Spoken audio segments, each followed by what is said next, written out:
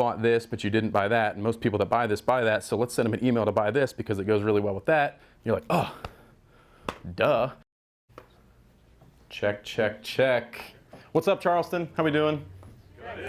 Yeah. I thought we were gonna have to bring in some coffee from Death Wish here, get you guys alive. What's up, guys? My name is Beav Brodie, and I'm the founder and co-owner of a small company called Tactical Baby Gear. And what we do is we design and manufacture military-style diaper bags for dads. You did hear that right, right? Like everybody's like, wait, what did he just say? We do military-style diaper bags for dads, and talk about kind of the big picture of what e-commerce looks like to us and how we've grown so rapidly and how we're scaling and things like that. It has grown tremendously in the past several years, and I want to tell you a little bit more about how we've done that, how we've scaled, and what our key pillars are, and how every piece of the puzzle has to work together. You have to have all those pieces of the puzzle in place to see the big picture of what your business looks like. And I think, so I'm going to kind of touch on a lot of the subjects that everyone else is talking more in depth about email marketing, about customer service, you know, and how they all work together. And then you guys will hear more from the other talkers and speakers more in depth about each one of those things. So marketing, conversion rate optimization, fulfillment, and experience, I feel are the key pillars. Marketing, obviously you need to tell people about your product and let them know that it exists and kind of get them thinking about it, thinking about, you know, they want or need your product. How are you going to do that? You're sending them to your website, which then comes down into conversion rate optimization. Once they've landed on your website, what are you going to do with their attention? Are you going to be able to funnel them through your website in a way that makes sense, that's easy for them to make a purchase, that's not confusing, that's very frictionless and all that kind of stuff? And then fulfillment, once they've actually placed an order, who's filling that order?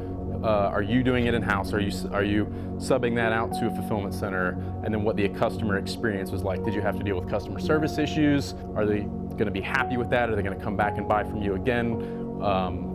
Are they going to leave a positive review? You know, these are all the kind of things that we need to be thinking about throughout the entire process, not just one aspect or another. So I drew what I think is the controlled chaos of e-commerce and how it all works and plays together. Let me get a show of hands. I want to get a little bit better idea of what kind of people I'm dealing with in here so I can get a good context. Who is just starting out and kind of like still trying to figure things out in here? Is there a lot of those? Many of those? Any of those? One? Okay, couple. And then most of you, I guess, have been in this for several years, I imagine, and you're doing pretty well, but you're trying to figure out how to grow more, scale more, or figure out different aspects of the business, I imagine. Yeah? Okay, cool. Well, then this will still be good. So, obviously in the middle, what we've got is your epic website. It's everything that you want and all that kind of stuff. And we're gonna assume I'm gonna play out a few scenarios, I think is the best way to explain some of this stuff. You know, a customer in the ideal world, right? A customer says, I want this product. They just inherently go to your website because they already know your product name and brand or the URL without ever being told about it. They go to your website, they make a purchase, and it's effortless for you, right? That never works, that never happens. That doesn't exist really, especially in e-commerce today where there's so much noise and you're trying to break through that noise, especially in competitive markets where you are not the only one playing on the field. So they've come to your website, you've retargeted them, they've come back, maybe you got an email address from them, you've incentivized something as an abandoned cart email. So this is where all these things start to come in place. If you don't have email set up, you don't have a good email marketing platform that offers a whole drip of abandoned cart email flow to get people to come back and finally make a purchase, right? So if you're missing that pillar of it, you might completely miss out on that conversion because you're not able to hit them with abandoned carts, incentivize them to come back, and all that kind of stuff. There's a lot of other things that contribute obviously to your website and conversions, like reviews. Do you have reviews on your website that give you social proof?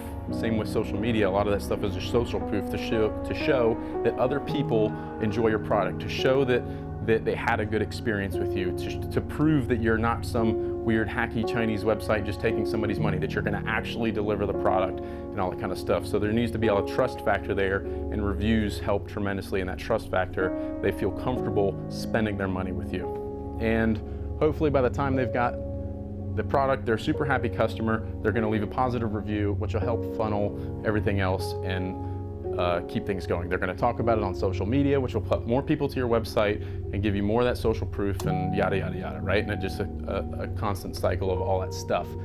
If one of those isn't, like if you don't have one of those things in place, the machine kind of gets broken, because all of these things also contribute to the overall conversion rate. You know, email flows, post-purchase flows, upsell, post-purchase, upsell emails, all that kind of stuff help contribute to your overall conversion rate. If your conversion rate is down, and you know that if we can increase our conversion rate by 0.5%, well, by the number of traffic we get, that means we're gonna have this many more orders, and that's a lot more revenue, and hell yeah, how do we get our conversion rate up? Maybe you get with a Shopify Plus partner, and they help you figure that out. You go through the website and all that kind of stuff, you find broken things, or realize you need better product videos or product images. All these things contribute to your conversion rate, right? Well, what if by sending emails for free that's, you know, because you're segmenting it, that you bought this, but you didn't buy that, and most people that buy this buy that, so let's send them an email to buy this because it goes really well with that. You're like, oh, duh. So now these things that are just automatic flows that are happening behind the scenes, you don't have to think about. You're not sitting there on a Saturday night, oh, let's try to sell a bunch of these, send this email to everybody. It's happening automatically. You're not thinking about it, and it improves your overall daily conversion rates because it's just happening. It's a well-oiled machine. So once all these pieces of their puzzle in place, a lot of things just happen that you don't have to think about. Google AdWords. Let me, I know that we're tight on time, but give me just another second. Google AdWords is not a thing. So search engine is huge, right? Because let me give you guys a scenario that I see all the time because I have a gifted product, and maybe it's a little bit different for some of your businesses, but I want to put it out there. I expose my product and brand to people through Facebook and Instagram. It's not always the person that sees it that is the person that's buying it. A lot of times it's a screenshot and sent to their, oh my God, you have to get this.